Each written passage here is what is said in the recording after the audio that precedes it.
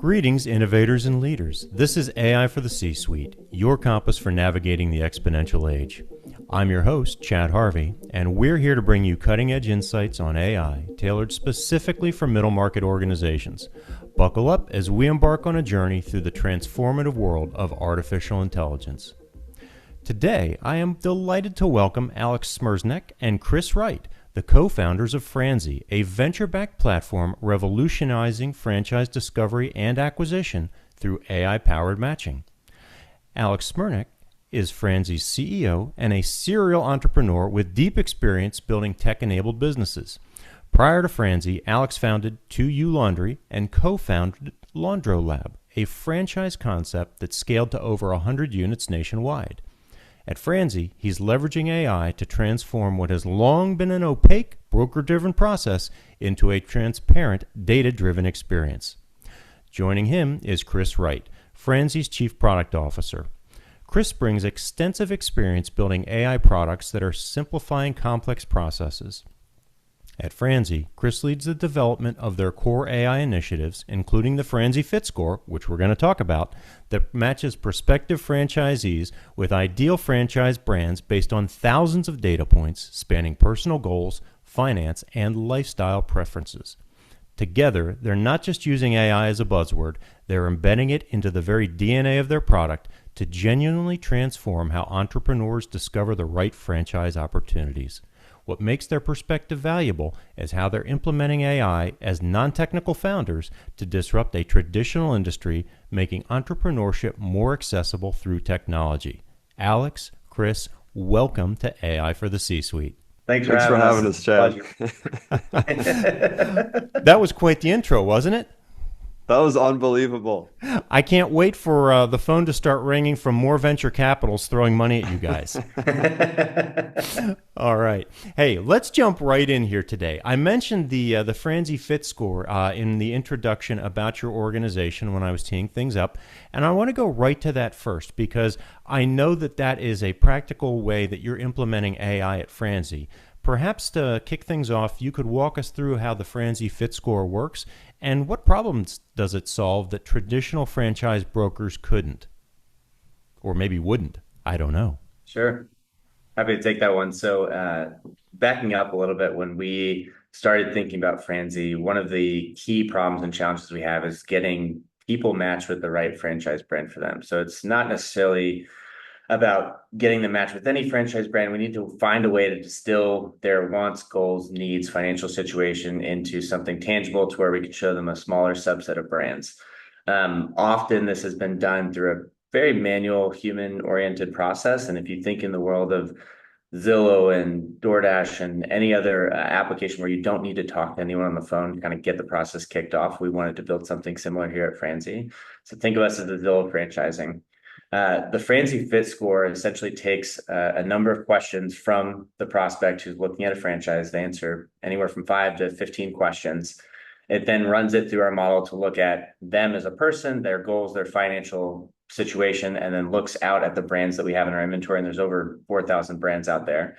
Distills that down to a list of anywhere from 3 to 10, and then gives them an objective score of how good of a fit that brand is for them based on what they've given us. Now, as they continue to filter through the site, look at different brands, spend time on different pages, favorite different brands, connect with different brands, that score is actually getting smarter over time.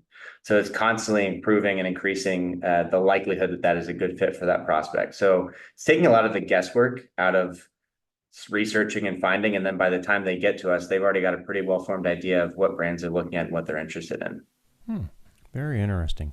Was there a thought process or a kind of a thought tree or decision tree that you guys went down and thought about when you were determining how to build this and where AI could add the most value in your model? Or was this just one of those aha light bulb moments? How did you guys arrive at that endpoint? I'm happy to share like the kind of more macro, perspective on how I think we distilled and drilled down on it. And then Chris, would love for you to come in and share some of the more detailed parts of it. But when we think about business buying in general, I think a lot of people immediately get overwhelmed by the sheer different types of businesses, sheer number of businesses and opportunities that are out there. I mean, within franchising alone, there's over 4,000 brands at any given time in the United States, and no human can adequately know each of those businesses in great detail, let alone by region and by stage and all the other information that bundles up and rolls into a business. And so our thought was, hey, a lot of the brokers today typically will only show Chad 20, a universe of 20 to 30 brands because the broker can adequately understand that many. They know how to talk about them, and they're more likely to actually close you and, basically convince you that this is a good idea for you.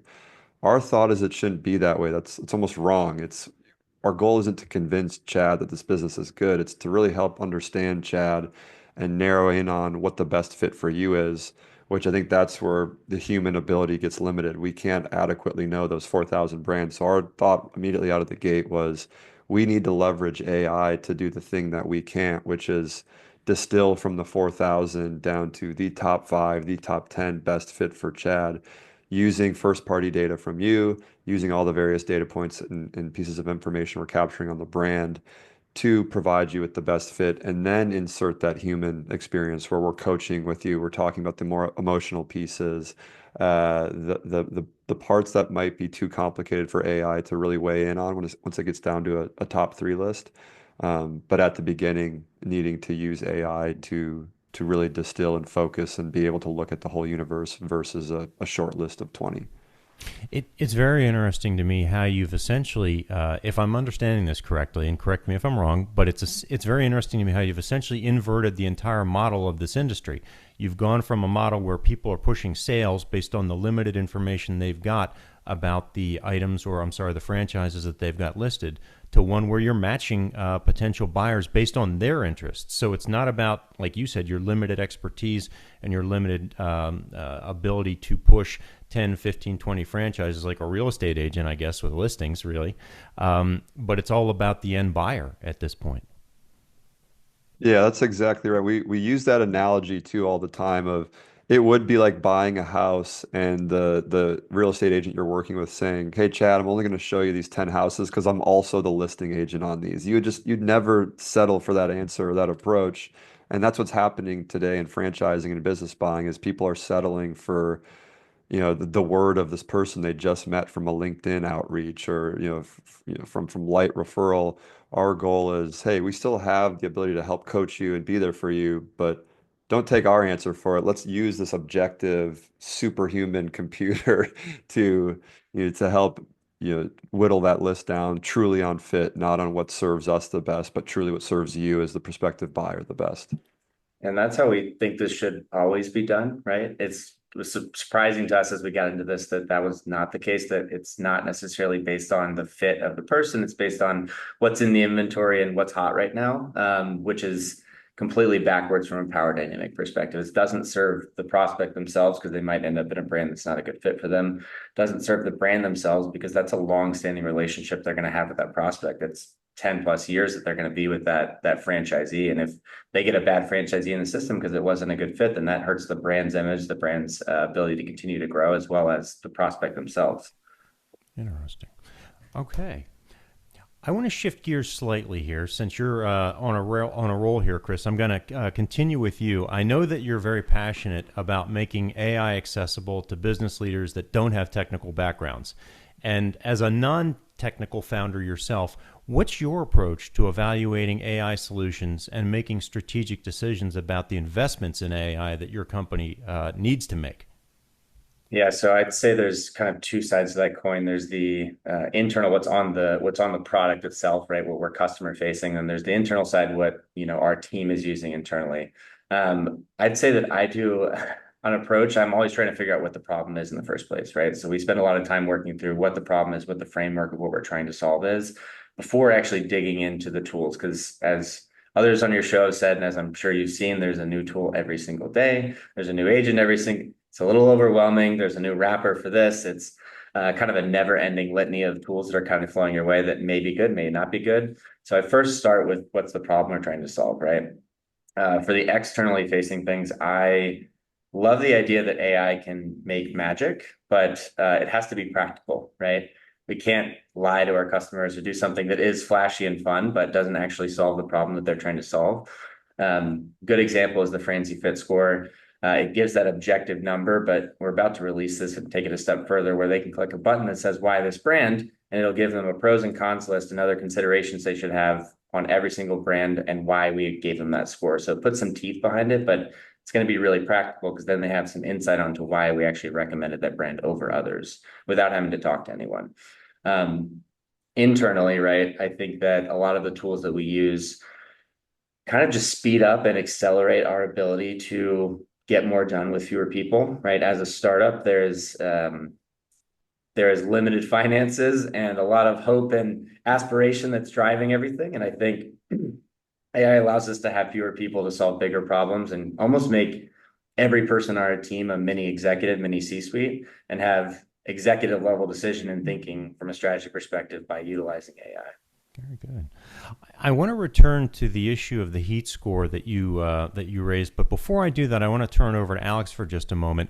Since you talked about the sheer number of tools and not being able to keep up with them, nobody can, right? It's like a deluge. So one of the things I am interested though in is Alex as CEO. How do you stay informed enough about AI capabilities and what's going on? Not necessarily individual tools, but the different models and the capabilities that exist. How do you stay informed enough about those new capabilities to lead effectively without becoming overly technical? Yeah, I think one of the things that's most addicting to startups and business building is just the people you're surrounded by, the articles that are being shared back and forth, the tools, the best practices. And so even today, after, we do this episode, we have a founder lunch that we do once a month. We get all the Charlotte founders that are at a certain stage together, and everyone's sharing what they're working on, what they've learned recently, what they're struggling with. And then someone shares what they're struggling with, and 9 new ideas pop up on how they can solve that problem. And so I'd say, the extent of my kind of education is a lot of it's learning through Chris and him sharing what he's seeing and what he's doing and, explaining it to me in layman's terms and walking me through it and, getting my hands on it and actually using it to a degree, to, reading articles and just sharing, best practices and tips from other founders and those that are, on the front edge and cutting edge of using a lot of these tools or systems or strategies around AI. One example that's kind of freaked me out recently, and I've shared with Chris and a few others, but there's an article, I don't know if you've read it yet. It's called AI 2027. And I'll send it to you after. It's a few researchers from OpenAI, a few folks that have built, AI ethics boards, but they're predicting that, by 2027 we'll have AGI, artificial general intelligence, and what are the implications of that? And it's this 8-hour read. I mean, it's not a short article. And then at the end, you can choose this path of, do we speed up the innovation on AI, or do we intentionally slow it down so that we can catch back up as a society and the implications? And those two paths are another 3-hour read, per path. I don't know if you've seen this or not yet, but I'll share it if you haven't.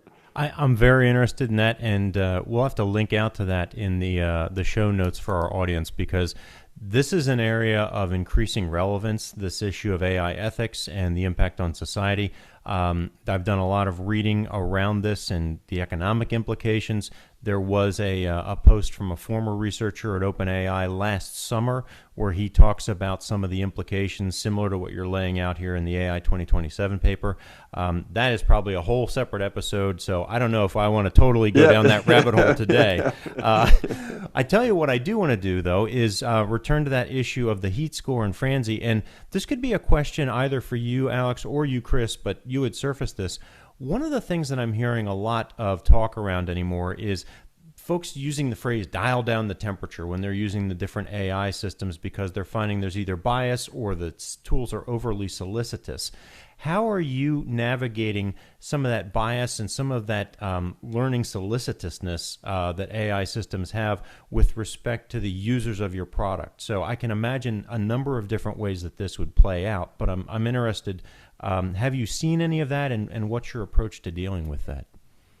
Yeah, I can speak to that. So specifically with this new feature that we're releasing that gives them the pros and cons list, right? We're using a tool called LangFuse, which allows us to do tracing and basically seeing where the data is coming from. It's pretty complicated, but awesome tool. But one of the things it allows us to do is almost fine tune the personality of the AI that we're actually using, whatever product we're using. So we've spent a lot of time fine tuning that so it doesn't come across over solicitous or salesy or agreeable, so that it is much more objective and looks at the pure data as well as draws some inference from what the user who's clicking it has. So it gets information, everything they've answered, everything they've clicked, what their interest might be. It pulls from external sources to get more information about that user, and then does the same for the brand side, so it can give more objective results. But we've been spending a lot of time on fine tuning that personality, and I think there's probably different personalities for different tools and different use cases, right?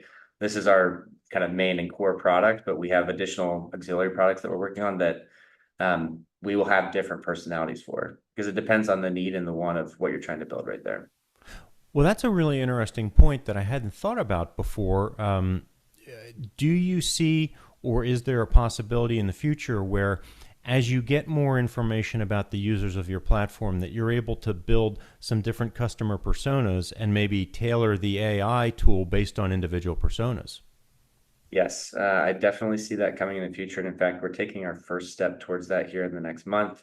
We're building out what's called the franchise journey, which gives people good step-by-step recommendations every step of the way, providing the value. But also what it allows us to do is personalize that journey a lot more. Everyone's coming from a different perspective. Not necessarily everyone is a first-time franchisee. You might have the corporate escapee who's been there for 25 years and is ready to get out and own their own business. You might have the person who's into entrepreneurship through acquisition, but hasn't found that right opportunity to go buy a business that's existing, and franchising is a good alternative to that. They all have different wants and needs and considerations, right? So there's a portion of our platform that's big on research on franchising, but some folks just need the baseline on what is franchising, how does it work, and how do I get recommended a couple of brands that might be a good fit for me and help tell me why those are a good fit for me. Other folks are like, look, just give me the data and I'm going to run with it. I don't necessarily need hand-holding. I'll come back to you if I have questions, but I just need this as a better research platform to find the brands that no one else knows about. Fair enough. Well, and I know that you can't do this without automation, but I also know that you are both very interested in the balance between automation and human judgment.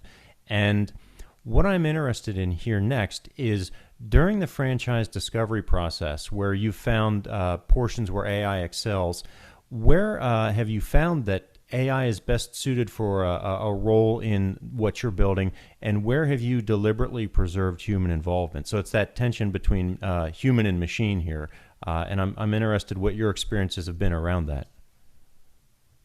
Yeah, I could take this one and then Alex follow up with additional thoughts. I think that so what we found is that the initial recommendations, so distilling those initial pieces of information and kind of improving those recommendations over time with the more information that you provide to us, either intentionally or through the context of you surfing through the site, that is a really great use case to get a starting point. And I think it can enhance and improve over time, where I think that, at least for right now, where we're intentionally keeping AI out of it, at least as far as the recommendations go, is when they get past that point that, hey, I've got these 3 brands I'm interested in, but I probably need to talk to somebody just to understand the nuances of these brands and get a little more detailed.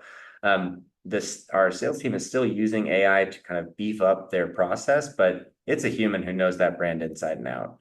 They know things that may not necessarily be readily available on our site or other public sources. So I think there is still an emotional element to this business buying process that can't be overlooked. And AI can't necessarily solve that. It can bolster it and make people more informed, but it can't necessarily replace it. Mm-hmm. Alex, anything to add there? I think that was a pretty good answer from Chris, but I thought I'd ask you anything to jump in on with that. No, I think that's right. The AI, again, really for us is distilling at the top of the funnel, and then it's still a very emotional, big life decision that, even if the AI can do it better than we can towards the bottom of the funnel, the person on the other end wants to do this, right? They want to talk it out with someone. They want a sounding board.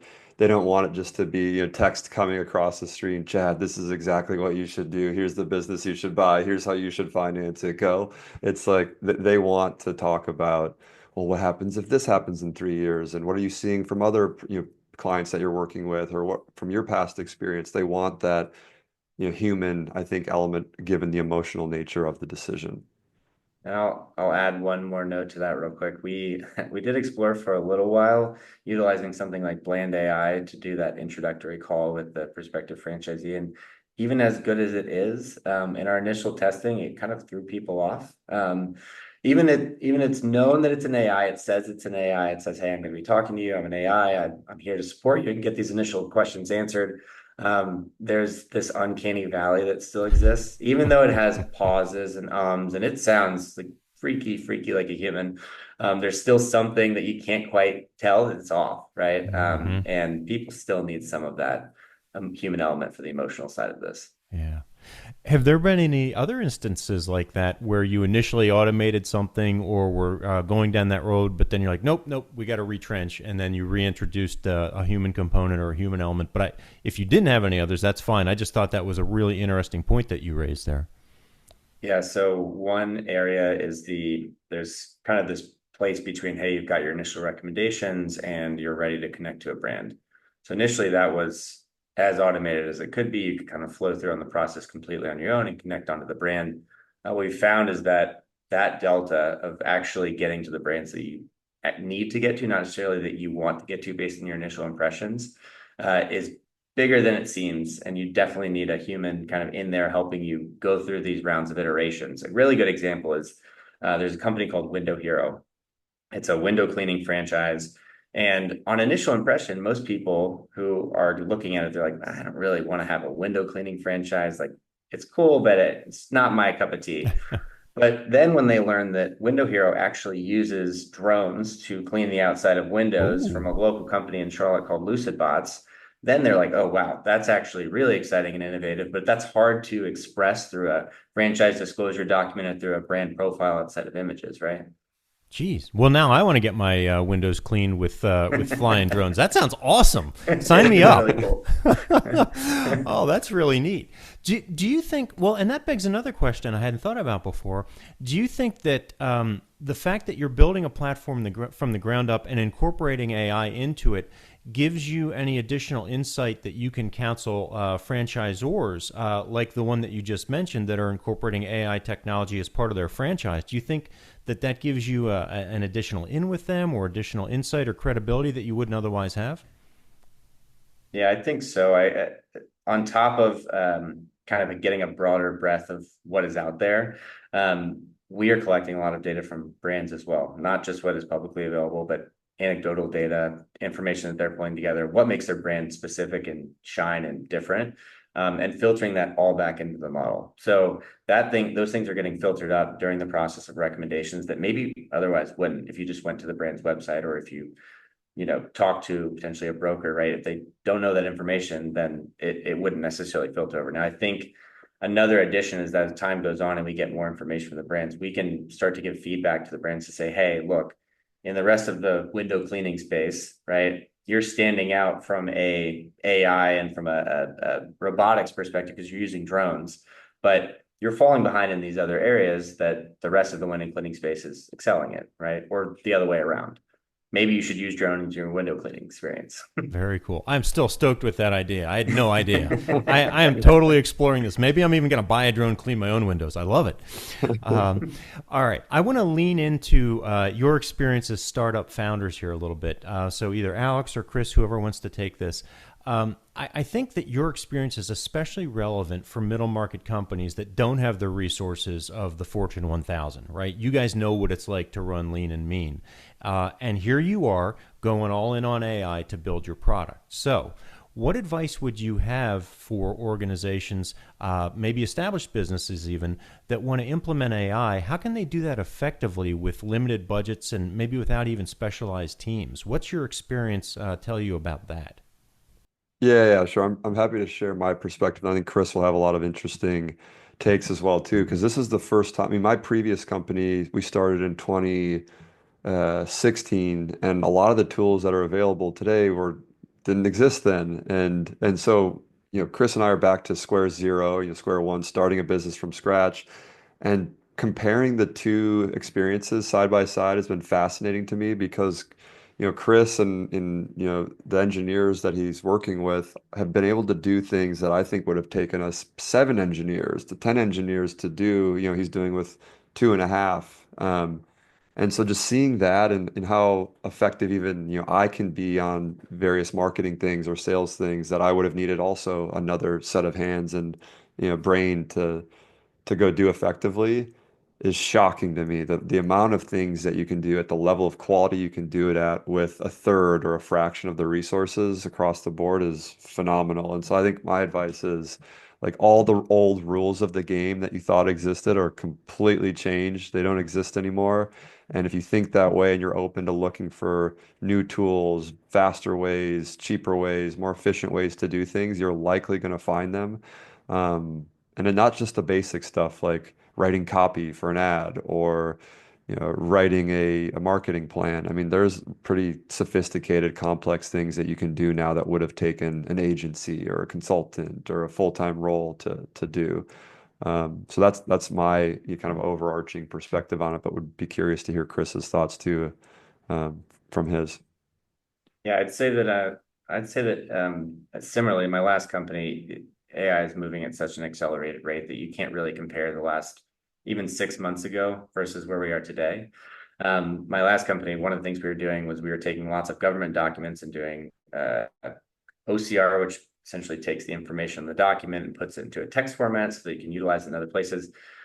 And it's not that that technology is new or has changed a lot in the last 10 years, but I can do the same thing by just popping that same PDF into ChatGPT or any basic tool, and it does a better job than the OCR technology I was using previously at my last company. A couple of things that I think about here are, number one, building AI systems is kind of like hiring employees, right? You need to develop it, you need to train it, you need to spend time with it, and you need to give it some structure and framework. I think AI seems scary because it's so open-ended and you can do anything with it, but treat it like you would be for hiring a role. You needed to do specific things and you need to do it well. So you're going to give it a chance to fail in a safe space. You're going to give it structure and context, and then you're going to continue to train it over time so that you can do more with less. And I think AI from a cost perspective kind of scares people sometimes, but if you think about the cost of an employee and you think about the skill level of an employee, you can take somebody who's at maybe an entry level or one level above, and they can perform at a much higher level at a much lower cost. It is a force multiplier for our teams, and especially for startups when we're using tools internally. It allows us to get a lot more done with a lot less people. And even though the cost is existing, it's still much cheaper than having another full-time role to handle that.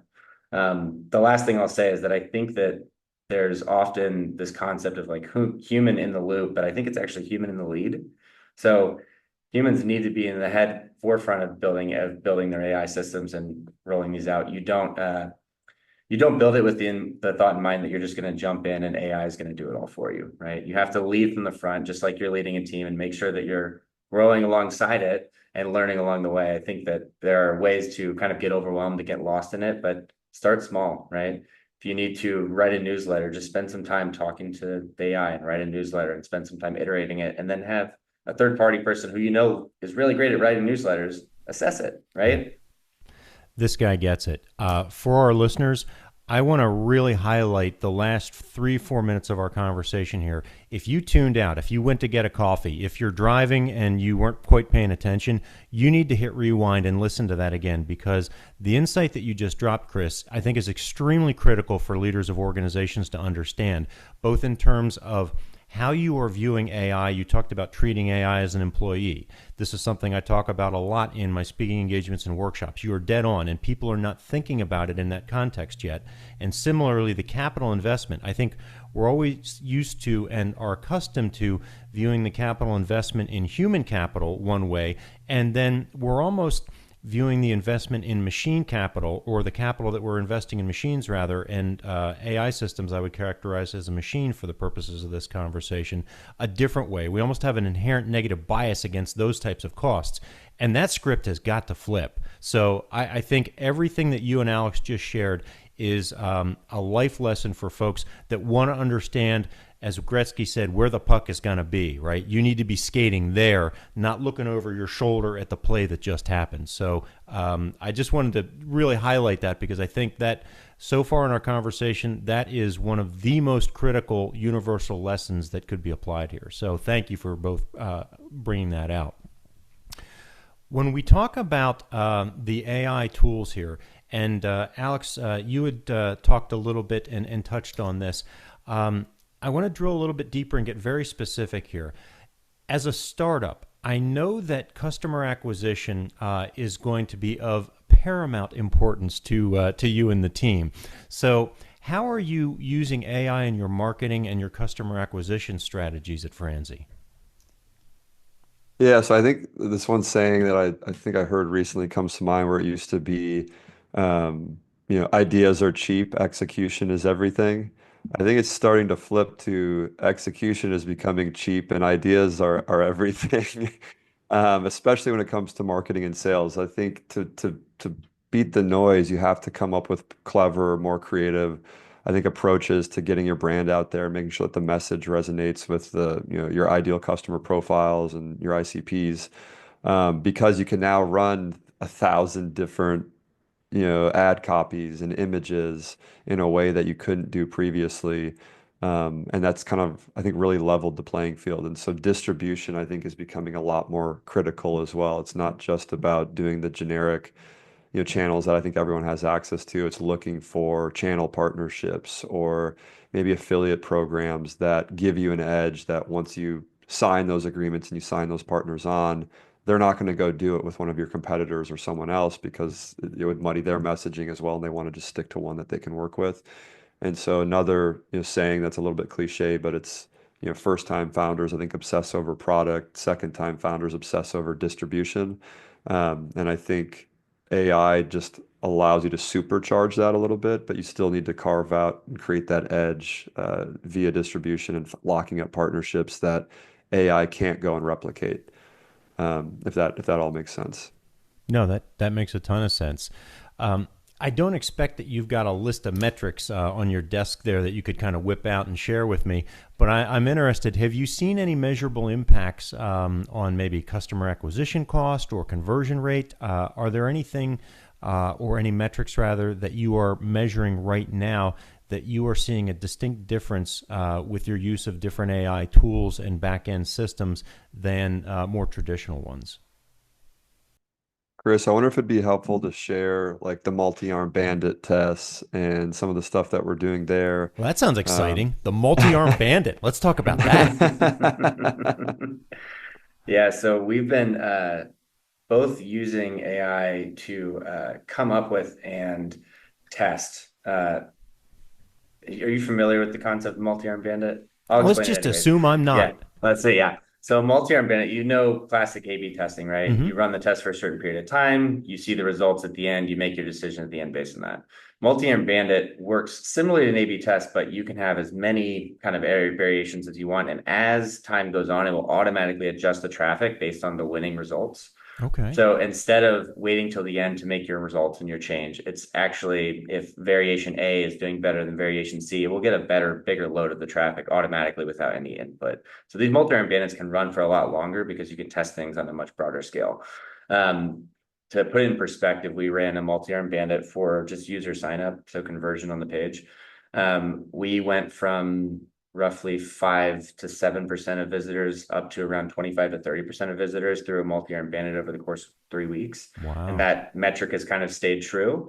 In addition, we added some AI features in the onboarding process that personalized it a little bit as part of that multi-arm bandit, and figured out that the ones that use the AI were actually performing a lot better than the ones that were not.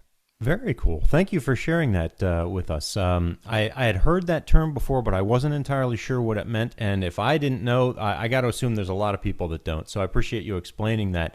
That is really cool. So in your explanation about multi-arm bandit, obviously we're talking about customers, which means we're talking about people. I want to use that as a kind of an awkward hinge point to swing to the people that you've got internally and the culture that you're building there at Franzy. I know that you are interested in building a company culture that embraces AI innovation responsibly.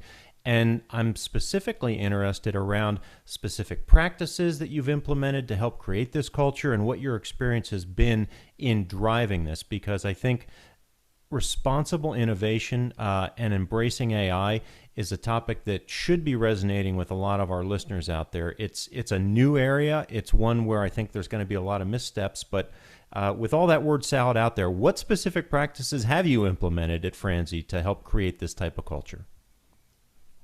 Yeah, I would say we haven't implemented any, direct uh kind of requirements or guidelines yet. But in Chris and I's feedback to the team, there's one example I can think of in particular. A guy on our team is phenomenal at sales. He's done an awesome job setting up our foundation and the sales automations and motions. And he'll come to, Chris or I or others on the team with questions. He's very curious to learn constantly. And I find myself almost every time saying, "Hey, have you put this into Chat GPT yet? Have you done this yet? Have you done?" And so like constantly reinforcing and apologizing every time we do is like, "Hey, I want to help you and I can help you, but let's get this muscle, stronger and let's get those reps in." And so before you come ask either one of us the question, go to Chat GPT, ask the same thing, see what you get, then come back and get clarification. And we're really kind of teaching our team how to use AI and even just the I think the art that goes into prompt writing. I think a lot of people, even the way they're using it, could be much more refined and more accurate. And so Chris and I recently, Chris has probably said it 10 times in the last week and a half, is we need to do like a formal training on how to write prompts and how to like fully leverage all these tools. Well said. Yeah. Yeah. To add to that, on the engineering side, right? A lot of our teams are using different AI tools, whether it's Cursor, which kind of helps you with code writing, or Copilot within GitHub, which helps you with some code writing, but also just laying out the details of what a release is going to look like. And so we've been encouraging them as much as possible to use that, even as if it's a junior engineer on your team, right? So you've got a junior engineer who they're maybe not perfect, but they're writing a lot faster than you can type. And you can tweak what they have, but you get a better result in the end. And the other thing that I think that is relevant to say is that within product specifically, we've been using AI a lot, tools like lovable.dev or Versal V0 to quickly put together prototypes. There's one thing for me to build out in Figma, a good design, and I can show the team, but I can also just talk to it, right? Like I would talk to GPT, and it builds a full front end and back end. Now, we're not vibe coding to the degree that people are actually putting this in to our code base, but it is a great starting point because at least it gives them an infrastructure and structure to see how it's going to work in practice, what it's going to call, how it's going to look, and how it's going to feel, right? Because I think that's what you lose in flat 2D design that you often don't get. Right. Well, it strikes me that this organization and what you're building, you've got a distinct advantage here because many organizations are very wedded to analog-based processes. And with digital change management having been a buzzword for the last 20 years, I can tell you that it's oftentimes, probably more often than not really embraced or implemented effectively. So you've got analog processes and workflows that don't work very well that theoretically are being translated to the digital age. And it feels to me like you're able to skip a lot of that and move right into a more enhanced AI-focused type of workflow. Are you at all concerned about what those workflows look like? Are you mapping them internally? Are you trying to, you're nodding your head here for our listeners. I'll just stop and I'll let you go there, Chris. Yeah, so we're not necessarily giving carte blanche to the AI to kind of build whatever it wants. There's a lot of context and still mapping that goes out in advance. So when I talked earlier about creating a framework for it, we're still building that framework. We may utilize AI to improve that framework and then help us execute on it. But I think it still starts with human in the lead, right? We are still working on making sure that that framework is correct, mapping it out, making sure that our teams are not just taking what they get as an output at face value. We expect everyone to still be critical thinkers and to put their own spin on it. Even if they get a piece of content, we do not want people just taking that content and translating it over. It doesn't matter how well they've trained their kind of voice on the model. They still need to spend time with that, massage it, make sure it's human, right? I think if you go on LinkedIn or any other site right now, you're going to see thousands of articles that you're like, that was AI. Alex has been noticing a lot. They use the long dash a lot in AI written content, and you can just tell, right? So people are craving that human element in there. Yeah, I had to go back and remove the long dash from some stuff I'd been writing because I don't want it to seem like it's totally generated by a bot. I like the long dash. Oh, well, it's I do gone now. too. I do too. So to that end, right, with the oversight that you're talking about and this particular topic, how do you balance the need for that oversight while still remaining agile as a startup? Because I would imagine that there's a bit of a tension there. You want to do it right. You want to make sure that you're providing proper oversight, yet you still want to continue to move with probably a moderate to fairly large bit of speed. Yeah, I can take that one. I on the one hand, yes, we do want to run fast and quote unquote break things, right? And so there's going to be inevitably some things that maybe slip through that we've tested, but at the end of the day, something crazy happens. The AI hallucinates and it says something silly. But what we're doing in advance, right, is even as we're releasing these things, a good example is, this is kind of funny. So our new kind of AI description, pros and cons list, we've tried to break it and get it to give like a really crazy result, because there are some free form responses in some of our surveys. So my favorite one was money laundering. So one of our engineers said, "Hey, I want to use this franchise for money laundering," and the AI said, "Money laundering presents a very significant legal and ethical risk. You should not pursue this path." And it addressed it, but in a very tame way. Some of the other ones were a little bit crazier, but it hasn't been able to break it yet. So I think there is a balance of wanting to move fast. And we do want to move as fast as we humanly can, because we think that that is a big advantage that we have and every startup has at this stage, but not lose sight of who we are and why we're building this. Got it. All right. So what I heard is that Franzy is morally flexible, and that if I want to engage in money laundering, you're the place I should go. Did I hear that right? Do not take that away from that, please. I'm just kidding. Just kidding. No, that was a great example. Thank you for that.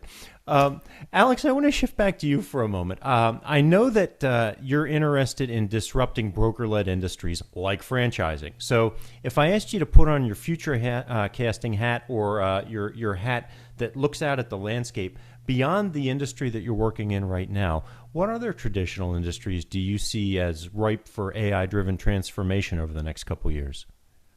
Yeah, so I'll start, kind of similar to what we're doing now, or still kind of in the same arena as what we're doing with Franzy. I think the next logical step for us is to do resales. So right now we're doing new de novo franchises, because there's these FDDs, franchise disclosure documents, that allow us to pull the data in on audited financials, investment cost. But what if Chad has a couple of Orange Theories that he wants to sell? There isn't a viable marketplace or platform to do that today. You end up emailing Orange Theory, they shop your deal around to the other Orange Theory franchisees. But what if you could list it and have every family office and high net worth individual and private equity group bid on it, making a more competitive process, a better return and multiple for you? I think we can do that at scale with AI and actually start to underwrite deals leveraging AI. Again, it'd take one human X number of hours to do one deal, regardless of whether it's for 2 million or for 200 million. But with AI, if we can connect to your QuickBooks and your financial reporting, we can train the model to look for certain things and underwrite a deal just like the best underwriter would do. We could adequately start building a marketplace for resales of franchise businesses to start, but eventually all offline businesses. Imagine if you could truly have high quality, highly vetted listings of every business that exists out there in the world. It would be a really powerful marketplace, leveraging the same AI technology of us capturing first party data on the individual and matching them with the right opportunities. So we get really excited about that future for Franzy in the same arena. I think home buying, people are already going to Zillow to identify the house that they want, and then they pull in a real estate agent or a broker. I think we could eventually see AI being this digital, advisor that helps fill out your paperwork and schedule an inspection and do all that checklist of things, but we just do it ourselves without having to pay all these fees to someone else to basically just facilitate bringing experts in. Very cool. I appreciate you walking me through a couple examples there. One of the things that I see when I speak with organizations and trade groups or conventions, whatever, is I'll get a lot of questions from folks that show me that there's a level of interest, yet there's still a level of resistance. So to that end, what advice would you give executives in maybe some of those industries you identified, like real estate and home buying, What advice would you give to executives that are resistant to this type of change? Other than get on board. Yeah, yeah. I mean, I think I would, challenge executives to reframe the thinking like they would if any new disruptive technology came in. And I think being open to the world changing around them. I think the best executives are constantly adapting and learning. And I don't think AI is any different in that regard of being open to it as being a competitive advantage. The first to adopt and adapt these technologies and implement them and use them effectively are going to have a head start on everyone else. There's just, there's no denying that the world is going this way. Even the example I gave of the business we started in 2017 versus now. I mean, the other alternative would be, hey, let's just go build it how we always did. Let's go hire 7 engineers. Let's go hire a bigger marketing team. Let's go build all these things manually, or we can do it for a third of the cost with higher quality and, if just effectively, if not more. And I think executives have to just look at the results and the outcomes and how much competitive advantage is being created and embrace it versus shy away from it or fear it or be scared of it. Well said. Thank you. All right. Our time here is starting to draw to a close. It's been a very fast-moving conversation. For one of the last topics here, I'd be interested in moving a little bit beyond Franzy because you are both founders that have some real-world experience. You're not, some 18-year-old living in a basement that, they're just coding 24 hours a day. You've got a very different vibe about you. And so I want to lean into that a little bit. What have you seen out in the world that's been an inspiration to you? What real-world examples have you seen about AI driving tangible business outcomes? Where have you looked for inspiration and thought leadership about companies that are doing things well with AI? It could be big companies, could be small companies, maybe there's individual instances, but I think you've got a broad enough perspective and enough seasoning that do we still have inspiration and vision boards? I don't know. People don't seem to talk about that anymore, but if you had an inspo board out there that was focused on real world examples of AI driving tangible outcomes, what would that look like? Do you have anything that comes to mind? So I've got some examples that are good and some that I think kind of throw me off. Hey, we learn from mistakes just as much as we learn from success. So yeah, go for the throw offs as well as the inspo. Okay, I'll start with the throw off and then we'll go to the inspo. So there's, I won't say the name of the brand, but there's a brand here in Charlotte that they have locations all around the Southeast. And recently I was at a drive-through and I had a full order given with AI and it wasn't bad. And it is a very discrete process. Hey, I want this, I want to remove this. But like I had a special order where I wanted to remove 2 or 3 things and add one, and it got stuck in a loop and kept trying to re-add back. So I think there's some place for that at some point, but it just didn't feel right to me. There's something nostalgic about going to the drive-thru and talking to somebody over the speaker and having that experience. Some companies that I look to for inspiration. So I look to Canva just did a huge release recently where it's a design tool. So it's a great tool for smaller companies, right? Because you can build high class design with limited cost. But they released some really interesting AI features that kind of pull everything in to where you can do generated images, generated slides. Another company that I look to for inspiration and I actually use for inspiration is a smaller company. It's lovable.dev, right? So this is more specific to me. In the product space, but for executives as well, if you're looking to prototype something, you can kind of quickly talk to the AI, build out a full front end and back end application relatively quickly, and show it to teams. And honestly, if I was just starting a company right now, this didn't exist really 6 months ago. They've also made it to, I think, 60 million in annual recurring revenue in like 3 months with 15 people, which is wild to me. But yeah, living the dream. Living the dream. And I personally take some inspiration from larger companies that are basically saying, hey, it's here, right? It's here. Everyone on the team needs to, there's extreme examples where, the CEO will say, hey, everyone on the team has to basically prove they can't do this with AI before I'll approve headcount, which is an extreme example. But I do think that it is somewhat of the right sentiment, right? It can be a multiplier for you and you do need to use it. Mm-hmm. That's good. Alex, anything come to mind or anything to add there? No, I think that was well said. Very good. All right. Well, I'm I'm going to leave us here with one final question for both of you. So first of all, Alex, Chris, I really appreciate you both sharing your insights with us today. This was a really engaging conversation. I learned a lot. I hope our listeners did as well. And I'm going to return to something that you raised earlier in the conversation, that idea of AI 2027 and that paper. So whether we focus on that paper or just the idea of a year and a half from now, we're recording this the middle of 2025, as folks look to 2027 and beyond, how should middle market execs be thinking about their AI strategy? And do you have any advice for them as we look out over that next 18-month to 24-month timeline regarding AI? So I'd like to hear from both of you. Whoever wants to go first, feel free. Not just execs, but also, I mean, anyone listening to this, I do think that AI is going to have an impact that rivals a combination of the Industrial Revolution, the internet age, all of it combined into one. I think it's going to be the largest societal impact human beings have ever experienced. And I don't know if people are adequately thinking about it that way and understanding the full ramifications of, what happens if your bottom 40 to 50% of white collar jobs are irrelevant or less effective than an AI tool, or, set of individuals that your top 20, top 30% performers leveraging AI, and they're super effective. They're super, employees and team members and teams. And so I just challenge people to educate themselves, do some of that kind of game theory and play things out, and just be prepared for it, both the good and the bad, that will come with that.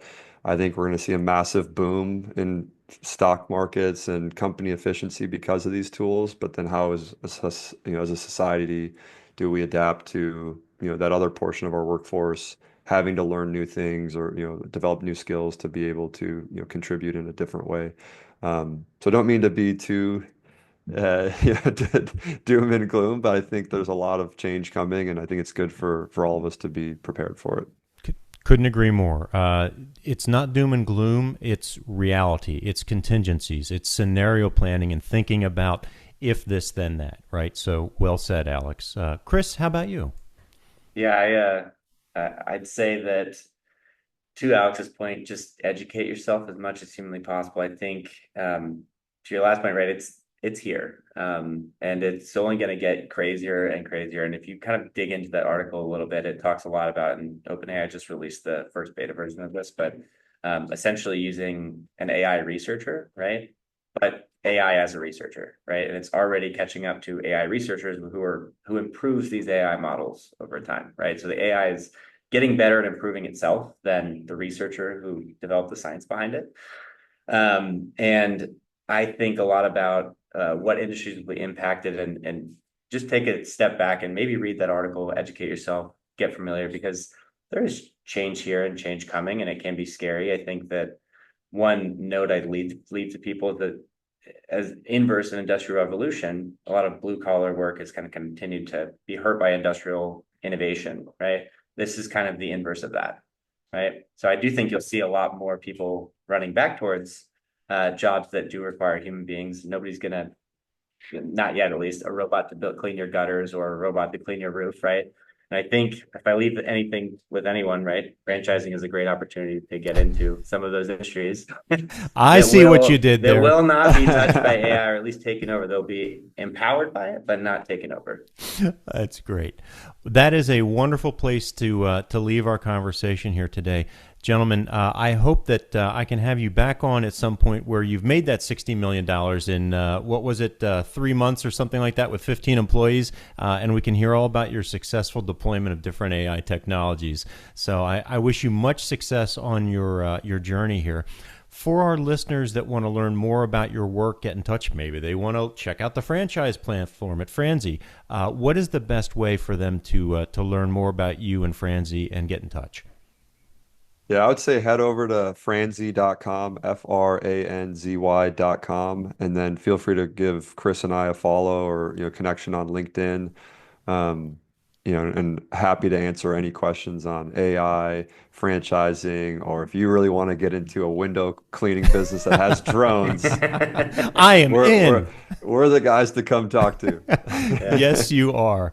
Yeah. Thank you both very much. This was a pleasure. I really enjoyed our conversation here today. So thank you both again.